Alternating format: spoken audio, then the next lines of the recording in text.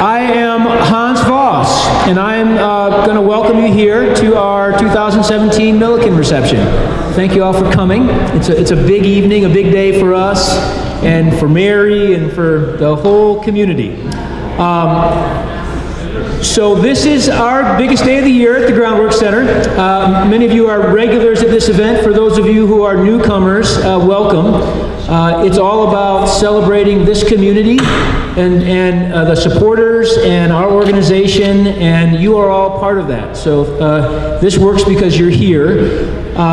This is the Milliken reception, named in honor of Governor and Helen Milliken, who have been longtime supporters. Helen served on our board for a number of years. And it's a chance for us to kind of reflect on the Milliken legacy and evaluate how we're doing as an organization. Are we holding it up? Are we carrying forward the Milliken legacy in our organization and in this community? It's a serious commitment that we embrace in our organization. The Millikens stood strong on a vision that the economy was dependent on a clean environment. And that's part of our mission statement at the Groundwork Center, is to look for opportunities to connect environmental protection and economic growth. And I'm happy to say that if you look at our programs, whether it's building the local food system, creating transportation choices, expanding clean energy, everything we're doing is a solution to climate change. It's good for the environment, it's creating local jobs, strengthening local economies. It's also creating better public health. So that standard set by the Millikens is embraced through our programs. The way in which they got work done in the 70s and 80s when the governor and Helen were in the front of the conversation was really about a sense of coalition building with unique and diverse partnerships. It's an important priority for us to think about how diverse, how broad our coalitions are. When we get work done, when we succeed, it is a result of a broad base. And when we reach out to build partnerships, we do so with an eye towards results, outcomes that we can believe in. And I want to just take a moment to celebrate the 10 cents a meal initiative that this organization led with many partners in this region to create a state fund that supports school districts to buy locally grown fruits and vegetables. And that was done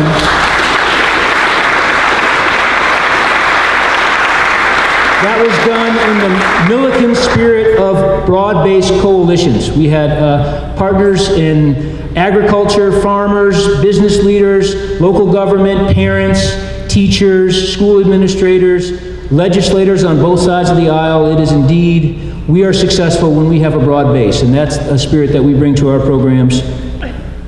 Everybody's looking back there. So I'm glad there's something else to look at other than me. We also really respect and admire the Milliken spirit of civility, which we need more than ever in this time in our life. And that's something that we believe in and we try to uphold, just listening to other people, seeking common ground, and bringing solutions that make sense. So we see the Milliken legacy as something you don't achieve, it's something you strive for. It's a journey, it's a shared journey. I think we're all on that together in some place. Our organization is a convener and a platform for a broad community conversation, and it happens, our work is a result of your support. So as members and supporters, contributors, activists, participants, partners, we're doing this together. Our organization is simply here to convene and facilitate and catalyze toward that goal, which also, the team spirit is alive and well here. We have a number of hosts that made this event possible, and I want to identify them by name. They're maybe up there. Dan O'Neill and Maura Brennan, Carol and Marty Chergwin, Edmund and Molly Frost, Jim and Leslie Hamp, Dennis and Martha Pierce, Skip and Bridget Pruss, Paul and Maureen Smith, Kent and Nancy Walton. So please help me thank them.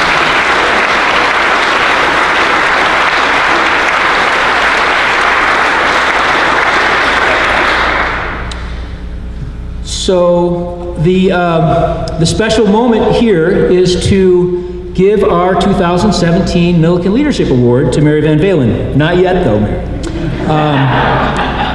So I've already had 20 conversations about Mary in the last 20 minutes, how special she is to so many of us, including that Mike Grollo was a 5th grade student who told me a story about that Mary was a teacher at Pathfinder and took 12 5th graders on a 100-mile bike ride. I don't know how many years ago, but it certainly left an imprint on my friend Mike. So we're here to recognize the spirit of leadership and compassion and the impact that Mary has had on this planet and to this community. Because as far as I can tell, I don't know anyone who embodies the Milliken values and spirit more than Mary Van Valin, and that's what we're here to celebrate today.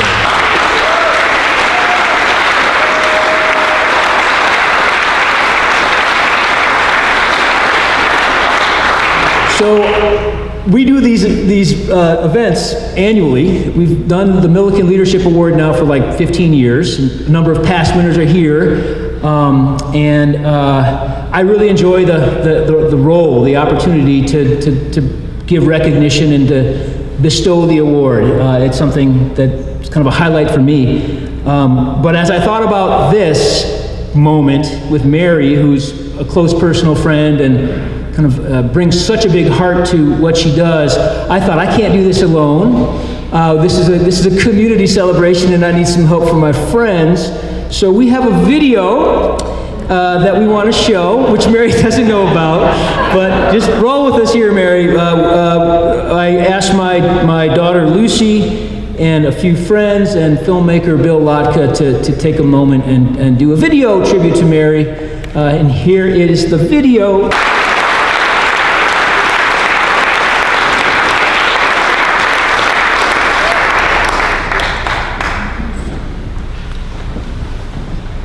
I'd like to thank you guys. Thank Bill Lotka and Lucy for making this video.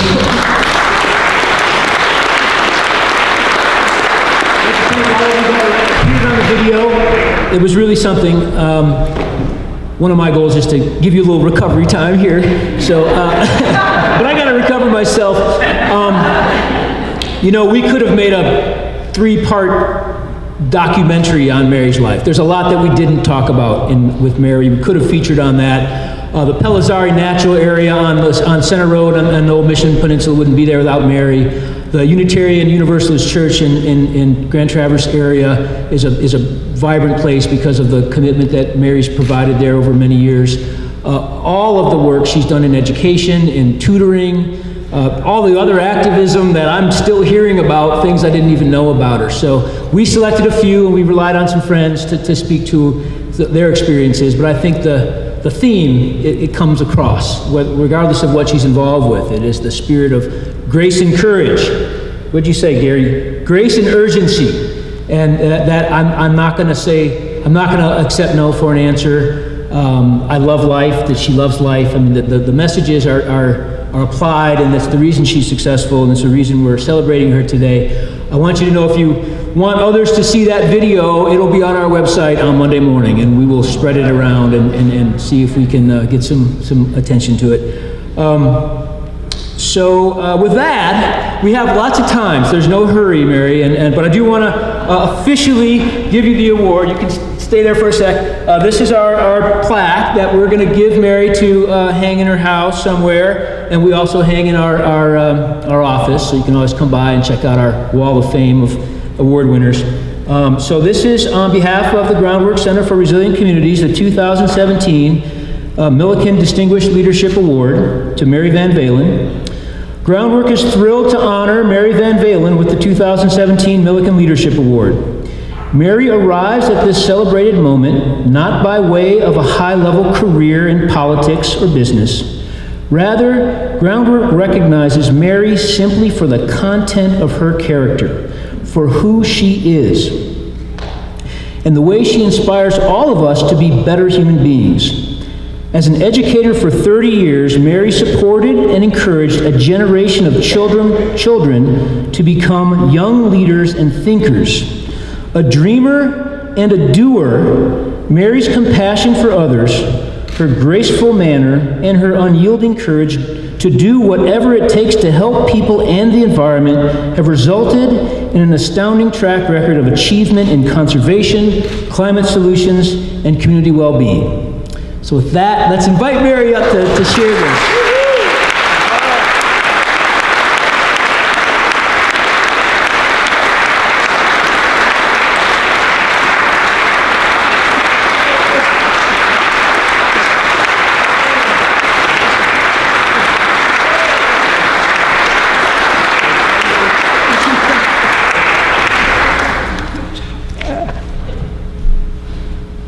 I don't dare cry, because when I cry, I wail, and somebody would call 911.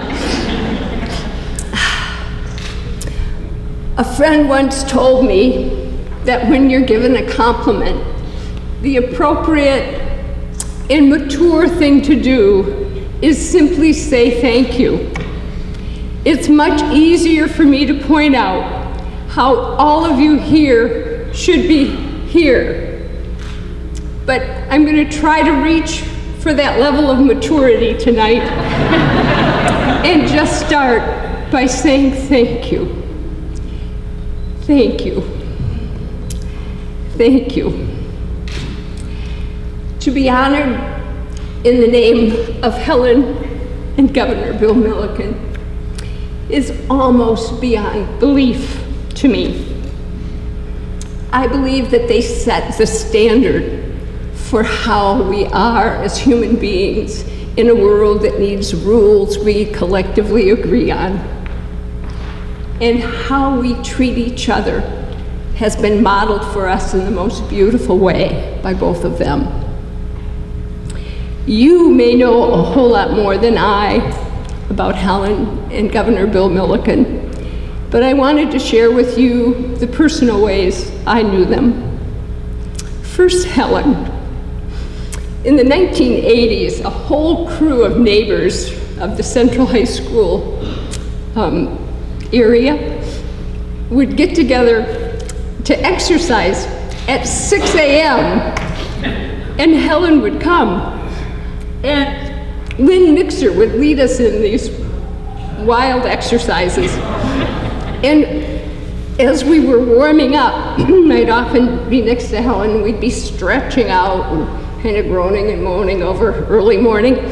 And Jerry Glenn would walk in and just with a little bit off-color joke, and we would laugh hysterically at 6:05 in the morning. And so my fondest memory of Helen is that laughter and her beautiful smile. And then 2 years ago, I learned that Governor Milliken flew in B-24s the same summer my father did in 1944 out of Italy. And my father's cruise records had been lost after the war. And so a decade ago, I took on the challenge of trying to find as many of those crewmen. And I was able to find 5 of the crewmen still alive with the richest stories, of such survival. And then I found out that Governor Milliken was there too. And so thanks to his son, Bill, I got to have blueberry pancakes one morning and talk B-24 stories. One of those reminded me so much of the character and the way Governor Milliken took care of all of us. He told of a time when their plane was just clobbered over target, and the decision had to be made for them to bail. And so he said, when my parachute opened, and I'm drifting along, he says, I started counting. And he said, it wasn't until I got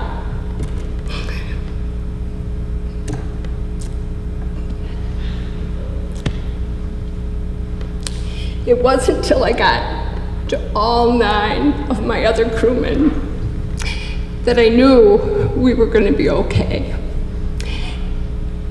And I think that's how he took care of us. Here he was in great peril, and what he cared about is the well-being of all of his crewmen. We were so lucky to have his leadership. So if you can remember to laugh heartily early in the morning and to look as a focus at the well-being of others, you'll be remembering the Millikens the way I do. My childhood was enriched by easy proximity to the natural world. I grew up in a town of 837 at the 1960 census. When asked, Roscommon, where's that? My father would never sit for this. He would always rise up and he would say, Roscommon, the heartbeat of the nation and the cultural point of the North. And he's like, and our lakes and streams are teeming with fish, and our woods are full of deer and other small game. And it was like, okay, Roscommon. He was a pilot for the DNR, and he loved every minute of it. And when he wasn't flying, I could join him fly fishing on the Au River and woodcock hunting along Robinson Creek Trail. And he even lined me up with a trapper named Jeremy Jones. And it gives you an idea of the skills he thought I would need for success in life. So I learned to trap mink and muskrat and fox and coyote. And often in the winter, we would go by dog sled because Jeremy raised Siberian Huskies. That was a treat. So eventually I had my own really unique dog team, and you may have seen it in the film, 3 Irish setters. And they were a great dog team until they saw a bird.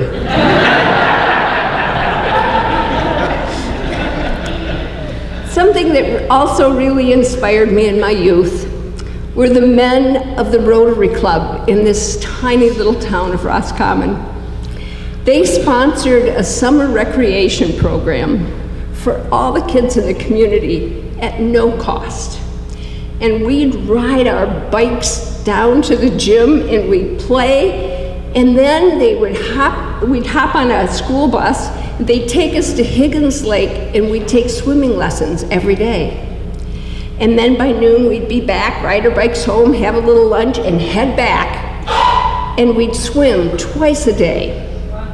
Can you imagine the benefits of that for families? But for kids, I ended up just loving swimming, and I became a swimming instructor and taught in summer recreation. and I continue to love swimming. And the inspiration and wisdom of those men to provide that for the whole community of youth. I tell you these stories of my youth because I think they are what inspired me for being active in protecting the natural world and really working hard to try to make sure that the community works well for everyone and that people have a point of connection with each other. I'm a rather difficult personality type. I think you call it something like idealistic to the extreme. I'm not easy to live with, as my sons can tell you. Many times I would be working on some community event when they could have very much used my attention. I'm grateful that my sons still love me.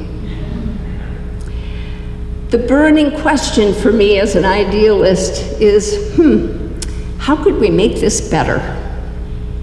And the other one is, how do you repay the world for such a blessed childhood? About 12 years ago, I met Hans and Maureen Voss, and Lucy, and Aiden. And it was like instant love affair with what we now call Groundwork. Groundwork starts, middle, and ends with respect. They have a can't-do attitude about everything. everything good. And when you look at the world out there, there's so much negativity and so much pulling apart, and Groundwork does everything in their power to bring us together, to find all the pieces of the puzzle, put those pieces in one room, have a respectful conversation, and get to, I think you call it getting to yes. Yeah, getting to yes. The work they do is all I dream of for this state we call home. And I couldn't be more honored to be associated with Groundwork. Finally, I want you to know that I think as human beings, we can thrive as long as we count on love and not fear. Our love is no longer just a virtue in my mind, it's a survival tactic. If we love this place enough, we will protect it. If we love one another enough, we will thrive as a species. And you may see on your tables, I brought my collection of heartstones to share with you. I hope you'll take one as a reminder to love for all you're worth. You may notice since Grand Traverse Bay formed these hearts, they are not perfect, just like our human love is not perfect. But I don't want you to wait to take action until it looks perfect. Just jump in, love this place, and love the people you meet. That will be the groundwork of goodness that you offer this world. So let's dig in. Please know the gratitude I feel for all of you. We humans need each other, and I have needed you. I've needed your wisdom, I've needed your patience, and I've needed your love. Thank you.